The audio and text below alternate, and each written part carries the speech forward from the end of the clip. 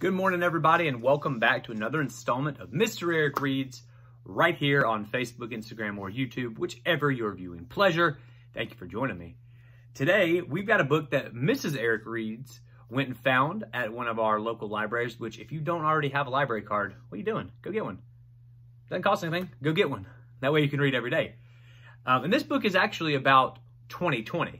It was based off an inspiring online poem, and it's called The Great Realization. The author of it is Tomos Roberts. So, sit back, relax, and enjoy this tale about what was a very strange year. Right here on Mr. Eric Reads. Tell me the one about the virus again, and then I'll go to bed. But my boy, you're growing weary, sleepy thoughts about your head. Please, that's my favorite one. I promise just once more. Take me back to 2020, that's all I'm asking for. Okay, snuggle down, my boy, though I know you know full well. The story starts before then, in a world I once would dwell.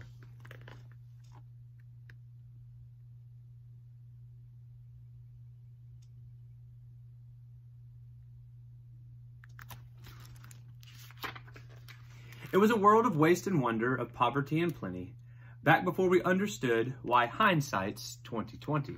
You see, the people came up with companies to trade across all lands, but they swelled and got much bigger than we could have ever planned.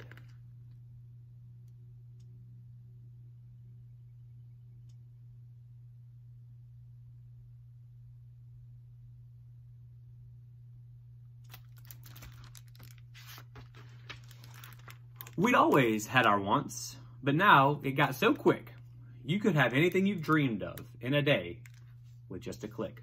We noticed families had stopped talking.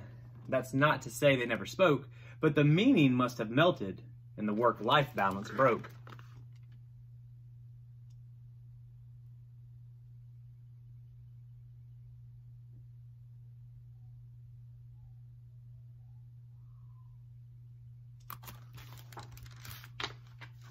And the children's eyes grew squarer, and every toddler had a phone. They filtered out the imperfections, and amidst the noise, they felt alone.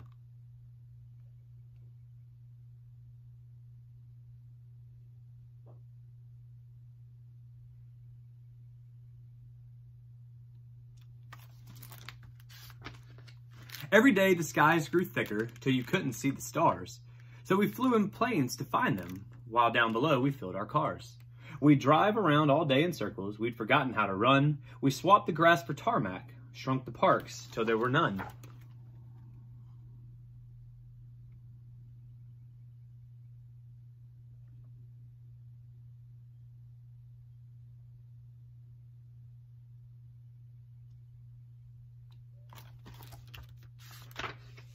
We filled the sea with plastic, cause our waste was never capped, until each day when you went fishing, you'd pull out a fish already wrapped.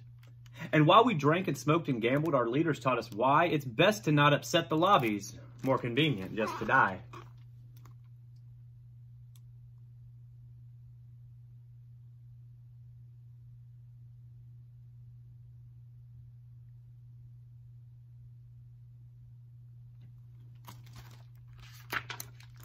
But then in 2020, a new virus came our way. The governments reacted and told us to hide away. But while we were all hidden amidst the fear, and all the while,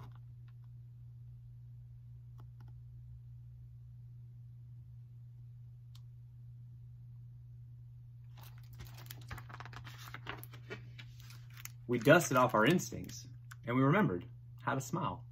We started clapping to say thank you and calling up our moms. And while the car keys gathered dust, we would look forward to our runs.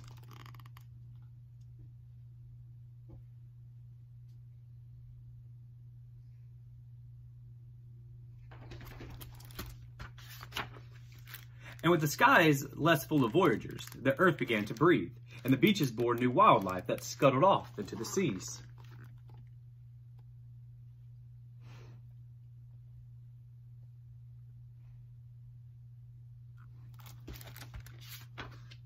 Some people started dancing, some were singing, some were baking. We'd grown so used to bad news that there was good news in the making. Old habits became extinct and they made way for the new, and every simple act of kindness was now given its due.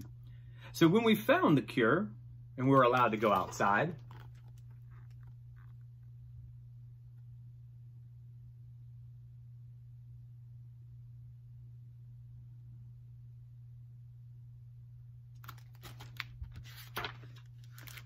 we all preferred the world we'd found to the one we'd left behind. But why did it take a virus to bring people back together? Well, sometimes when you're sick, my boy, before you start feeling better. So, lie down and dream of tomorrow and all the things that we can do.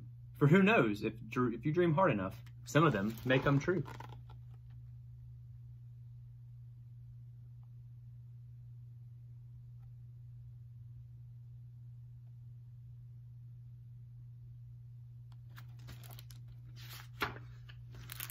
We now call it the Great Realization, and yes, since then there have been many, but that's the story of how it started and why hindsight is 20/20. The end. That again is The Great Realization by Tomos Roberts, a book about all of the things that we got a chance to learn and relearn once we had to do our part and stay inside for a while there back in 2020.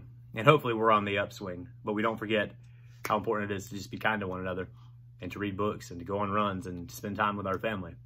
So, go enjoy this beautiful Wednesday. Please continue to wash your hands and stay safe, practicing kindness in everything that you do and to everybody you meet.